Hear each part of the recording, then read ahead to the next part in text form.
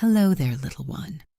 Welcome to Dream with the Sea, a bedtime story podcast filled with tales from across Southeast Asia. This podcast is brought to you by Supermom, your trusted smart village for modern motherhood.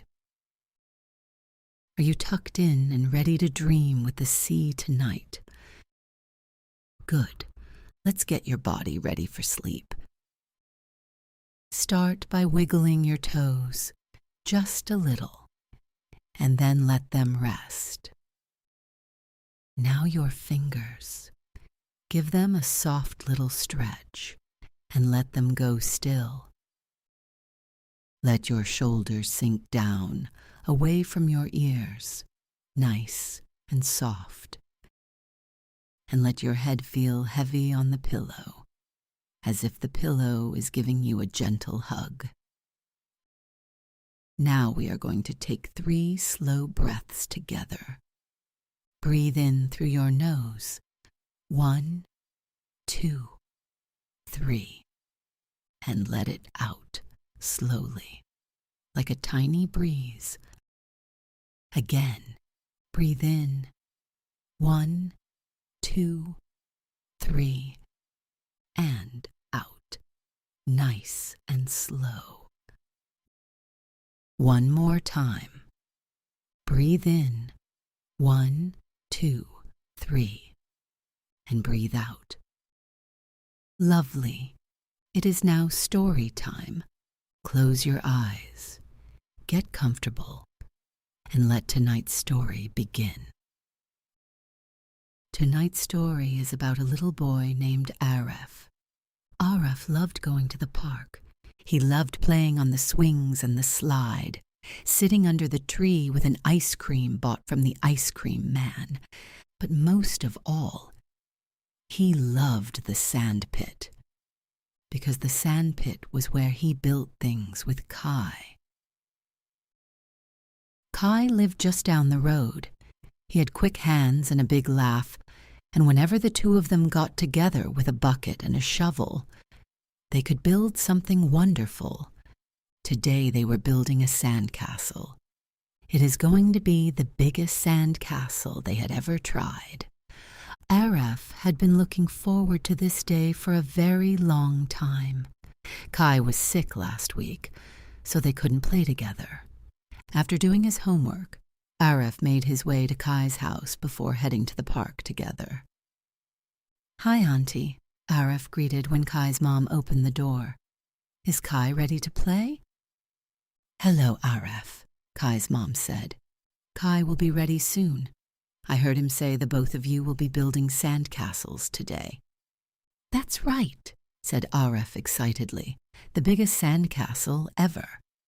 Just then, Kai came rushing out of the front door.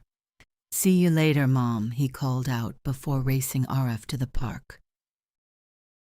In the sand pit, they packed the sand down tight with their hands.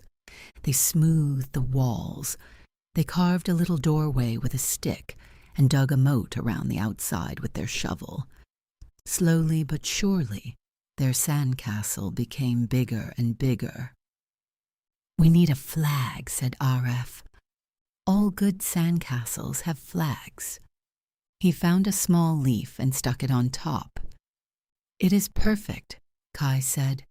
"Wait, let me fix the leaf a little." Then Kai leaned forward to fix the leaf, and his knee caught the edge of the wall. Half the castle slid away.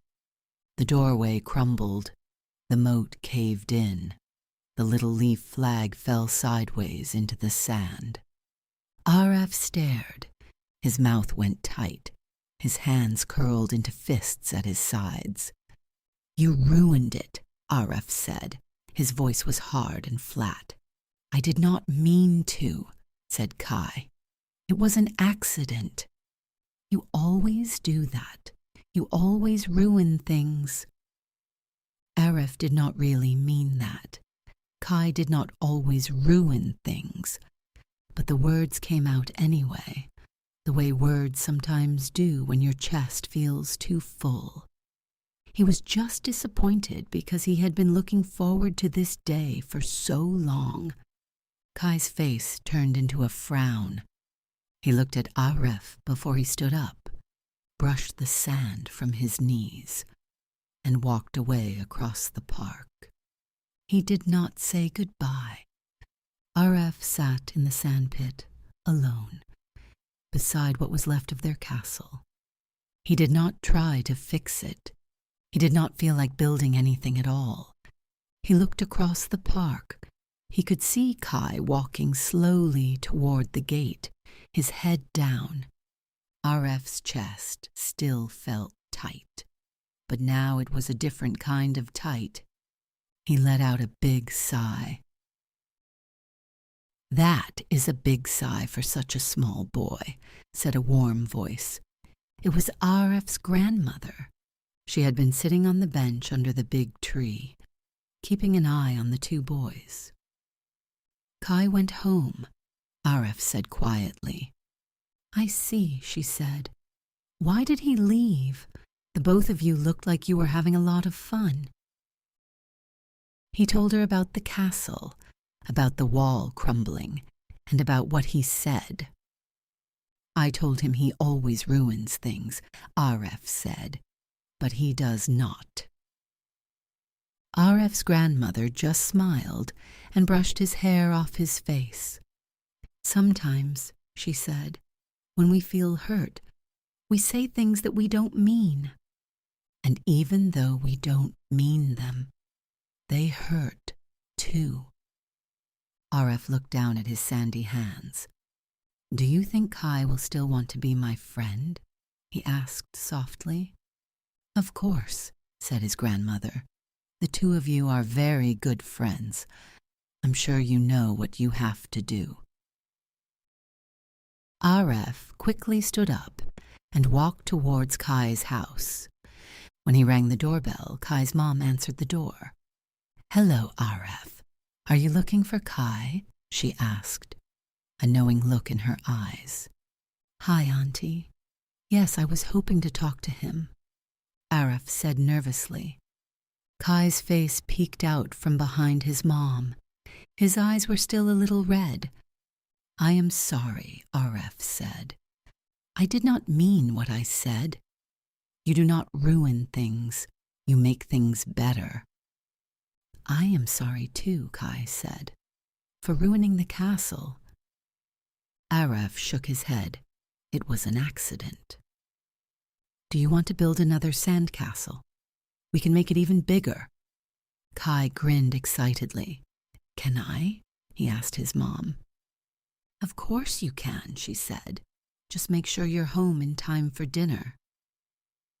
And so, side by side, they ran towards the sandpit, where Arif's grandmother watched them with a smile on her face. That evening, not only did they build the biggest sandcastle together, they built 2 sandcastles and were the kings of each one. As they played, some parts of the sandcastle were damaged, but they knew that it was okay because they could just build them again. Sometimes, even with someone you love, you will have a fight, and it might feel like something is broken. But here is a secret. Saying sorry is like making the first sand tower. You do not have to rebuild everything at once. Just one small word, and before you know it, you are building again, together. That is all for tonight's story. Good night, sleep tight, and don't let the bed bugs bite.